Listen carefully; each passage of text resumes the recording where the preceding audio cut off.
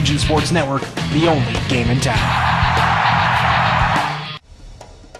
Each year when the football sectional brackets come out, we here at the Region Sports Network receive lots of questions about where different championship games would be held, depending on the teams that make it to that final game. To answer all of your questions at once, we put together the Region Sports Network Tournament Tutorial video series that covers every sectional scenario for each team, no matter if they are the longest of long shots or the heavy favorites. Before we get started, let's cover the basic sectional advancement rules. In the semifinal round, if one of the teams does not host their opening round game, they would host the semifinal matchup.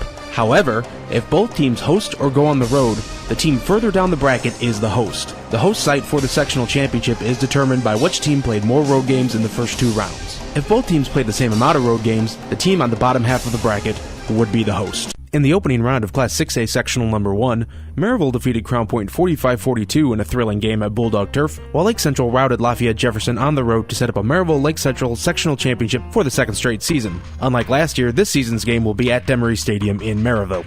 In Sectional Number 2, Penn continued their undefeated streak with a win over Portage, while Chesterton defeated conference foe Valparaiso for the second time this year. Like Sectional Number 1, this is also a repeat of last year's sectional title game. This contest will be at Chesterton because both teams played road games to open the postseason, and Chesterton was the team in the bottom half of the bracket. Now let's take a look ahead to next week's regional round. The regional site is decided by which of the two teams did not host their sectional championship game. If both hosted or were on the road, in Class 6A, the team from the sectional with the higher number would host. That means if Maryville is able to get past Lake Central, they would travel regardless of who wins Penn-Chesterton. Because of their field construction, Lake Central would once again be on the road no matter what if they advance. However, if they were to play Chesterton, it would technically be a Lake Central home game. If Penn were the opponent, it would be a Penn home game. This will play a big role in determining the semi-state site just a couple weeks from now. In Class 5A Sectional Number 9, Mishawaka defeated South Bend Adams 45-15 to advance to the semifinal round where they will host Munster. Because it was the Cavemen that advanced, that means Michigan City, which only had a slim chance of hosting the sectional championship should they advance past LaPorte, now has no chance since they will have 0 road games played, and either Mishawaka or Munster will have 1. If Munster advances past Mishawaka, they would either host Michigan City because they played more road games, or they would travel to LaPorte because they will both have played 1 road game, and LaPorte is on the bottom of the bracket. LaPorte would also host Mishawaka if the Cavemen beat Munster. In Class 4A Sectional Number 17, with their win over Griffith, the Lowell Red Devils will hit the road once again in the top half of the bracket as they take on the Westside Cougars, who defeated East Chicago Central in the opening round. While traveling in back-to-back weeks is never ideal in the postseason, it ensures that if Lowell were to get past Westside, they would host the sectional championship because they'll have 2 road games and no team from the bottom of the bracket will have played more than 1. In that bottom half of the bracket, both Morton and Highland had big wins in their opening round games, setting up a meeting between the Governors and the Trojans at Ken Zip-Seipold Stadium in Highland. The winner of this game will either travel to Lowell for the sectional championship because of Lowell's edge in road games, or they would host Westside as each team will have played 1 road game and the Highland-Morton winner is on the bottom half of the bracket. In Class 4A Sectional Number 18, Kankakee Valley won their first postseason game since 2007 to advance to the semifinals where they will travel to New Prairie, who defeated South Bend Clay in the opener. In the bottom half of the bracket, Plymouth will host South Bend St. Joseph after the Rockies defeated South Bend Washington and St. Joseph eliminated Hobart. Because each of the 4 remaining teams will have played 1 home and 1 road game, the winner of the Plymouth-South Bend St. Joseph game will automatically host the sectional championship no matter who wins the New Prairie KV semifinal showdown. In Class 3A Sectional Number 25, Calumet advanced to the semifinal round with a win over Roosevelt, and the Warriors will host Knox. In the bottom half of the bracket, Mishawaka Marion defeated John Glenn 35-14 to set up a meeting at Andrean with the 59ers, who eliminated Hammond High 61-7.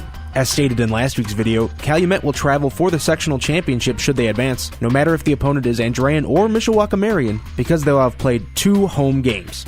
If Knox eliminates the Warriors, Andrean would have to travel to Knox because the 59ers have played 0 road games versus 1 for the Redskins.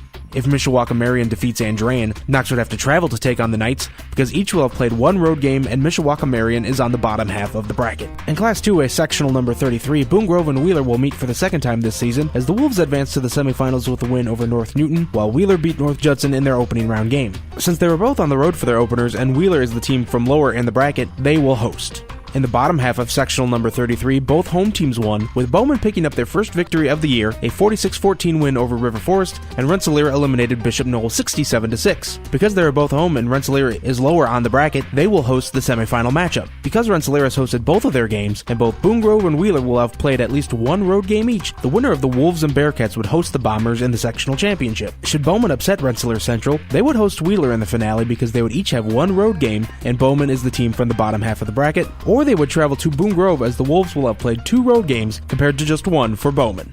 In Class 1A, sectional number 41, Triton defeated South Central to advance to the semifinals, where they will host LaVille, who beat Lake Station 41-0. In the bottom half of the bracket, it's the game everyone was expecting as 10-0 Whiting travels to 10-0 Winnemac for a semifinal showdown. Because each team in the section will have played 1 road game and 1 home game, the winner of the Whiting-Winnemac contest will host the sectional championship no matter who wins the LaVille-Triton game. These are all the scenarios for the sectional championships for Classes 1A through 5A and for the regionals in Class 6A. Stay logged on to regionsports.com as coverage of the 2014 state tournament continues. Region Sports Network, the only game in town.